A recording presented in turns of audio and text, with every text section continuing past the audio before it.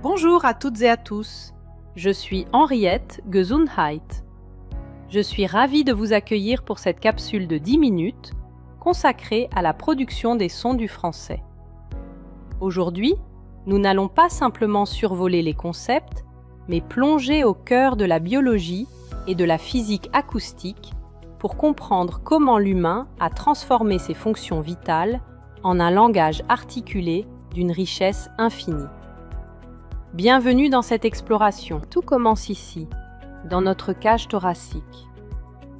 L'appareil respiratoire est le moteur premier de la parole. Les poumons agissent comme une véritable soufflerie, stockant et expulsant l'air sous pression. Sans ce flux aérien constant et contrôlé, aucune vibration ne pourrait naître. C'est l'expiration, plus longue et plus maîtrisée lors de la parole que lors d'une respiration de repos, qui nous permet de soutenir nos phrases et de donner vie au son. Le diaphragme, ce large muscle situé à la base des poumons, joue un rôle de régulateur de pression. En montant et en descendant, il ajuste le débit d'air qui remonte par la trachée. Cette gestion fine de la pression sous-glottique est cruciale pour l'intensité de notre voix. Un bon contrôle diaphragmatique permet de parler pendant de longues minutes sans fatigue, tout en conservant une clarté sonore irréprochable pour chaque phonème produit. L'air sous pression remonte ensuite vers le larynx. Situé au centre du cou, le larynx est véritablement la boîte vocale de l'être humain. C'est un conduit cartilagineux complexe qui abrite l'élément vibratoire fondamental de notre appareil phonatoire. C'est ici que l'énergie brute du souffle est transformée en une onde acoustique audible. Nous allons maintenant voir de quoi cette machine de précision est constituée. Le larynx est protégé par plusieurs cartilages robustes. À l'arrière, on trouve les deux cartilages aryténoïdes. Le plus connu est cependant le cartilage thyroïde, qui forme la pomme d'Adam et protège les cordes vocales. À sa base, le cartilage cricoïde forme un anneau complet qui supporte toute la structure. Ces éléments rigides mais flexibles permettent de maintenir les voies respiratoires ouvertes tout en offrant un ancrage solide aux muscles délicats qui vont générer les sons de la parole. Une fois le son créé par les cordes vocales, il doit être amplifié et modifié pour devenir du langage. C'est le rôle des cavités supraglottales, nos résonateurs. Le son traverse d'abord le pharynx, puis se dirige vers les fosses nasales, la cavité buccale et enfin la cavité labiale. Chaque espace va filtrer le son laryngé initial pour lui donner sa couleur finale, son timbre et son intelligibilité. Découvrons ces espaces.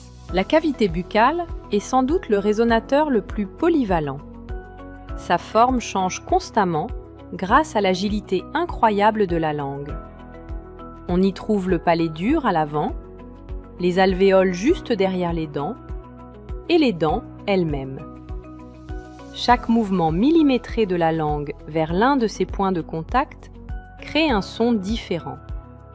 C'est ici que se joue la précision de l'articulation française, entre force et subtilité. Pour comprendre la production des sons, il faut aussi comprendre la physique acoustique. Le son de la parole est une onde qui possède 4 propriétés capitales. La fréquence fondamentale, qui définit la hauteur du son, l'intensité, liée à la force du souffle, le timbre, qui est votre signature vocale, et enfin la durée, qui est la dimension temporelle de la parole. Analysons ces phénomènes physiques. La hauteur est la sensation auditive que nous ressentons face à cette fréquence. Les voix d'hommes, avec des cordes plus épaisses, vibrent entre 100 et 150 Hz, créant des sons graves. Les femmes ont une moyenne plus haute, jusqu'à 250 Hz. Les enfants, avec leurs petits organes vocaux, atteignent les fréquences les plus élevées, créant ces sons clairs et aigus que nous connaissons. L'intensité sonore correspond à l'amplitude de la vibration. Elle est mesurée en décibels. Plus vous propulsez d'air avec force depuis vos poumons, plus l'amplitude des ondes est grande et plus le son est fort. Notre oreille perçoit les sons dans une plage allant du murmure à peine audible au seuil de la douleur, soit environ 140 décibels. C'est la puissance brute de votre communication. La durée est la quatrième propriété. C'est la tenue temporelle d'un son calculée en millisecondes. Elle dépend de la longueur de votre souffle et de la nature même du son. En français, une voyelle peut être tenue très longtemps car l'air n'est pas bloqué. À l'inverse, une consonne occlusive comme le « peu » est extrêmement brève car le passage de l'air est momentanément interrompu de manière totale. Voici le trapèze vocalique, la carte maîtresse de la phonétique. Il représente l'espace buccal. En haut, les voyelles fermées, comme le I, le U ou le OU. En bas, les voyelles ouvertes, comme le A. À gauche, les antérieures proches des dents. À droite, les postérieures proches du pharynx. En français, si l'air passe par le nez, les voyelles basses plus ouvertes peuvent être nasalisées pour donner un, on ou en. Ce schéma est essentiel pour visualiser où se trouve votre langue à chaque instant de la parole. Les consonnes sont plus complexes que les voyelles, car elles impliquent toujours un obstacle. Elles se classent selon leur mode d'articulation, c'est-à-dire comment l'air passe, et leur lieu d'articulation, soit l'endroit précis de l'obstacle dans la bouche. On y ajoute le voisement, pour savoir si les cordes vocales vibrent ou non lors de la production de la consonne. Explorons ces modes. Nous avons plusieurs modes. Les occlusives, pour un blocage total comme dans le peu ou le te. Les fricatives, pour un resserrement étroit comme dans le se ou le feu. Les nasales, quand l'air sort par le nez, pour le me ou le ne. Les latérales, comme le, où l'air passe sur les côtés de la langue. Et enfin les vibrantes, dont notre célèbre re uvulaire français, produit par la luette. Les semi-consonnes, comme le iode, le ue et le oué, sont des sons fascinants qui se situent à la frontière entre les voyelles et les consonnes. Le iode, par exemple, produit un son similaire à celui de la voyelle, mais il fonctionne souvent comme une consonne dans des mots comme yaourt.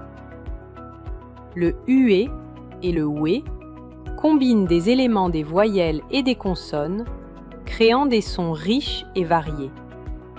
Ces semi-consonnes ajoutent de la fluidité et de la nuance à la langue, enrichissant notre communication.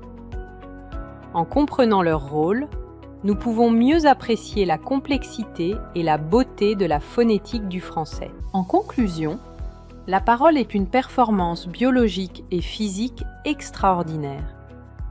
Chaque son que vous produisez est le résultat d'une coordination millimétrée entre votre souffle, vos cordes vocales et vos articulateurs. Comprendre ces mécanismes, c'est mieux maîtriser la beauté de la langue française. C'était Henriette Gesundheit. J'espère que cette capsule sur la production des sons du langage vous a été précieuse. Merci de votre attention.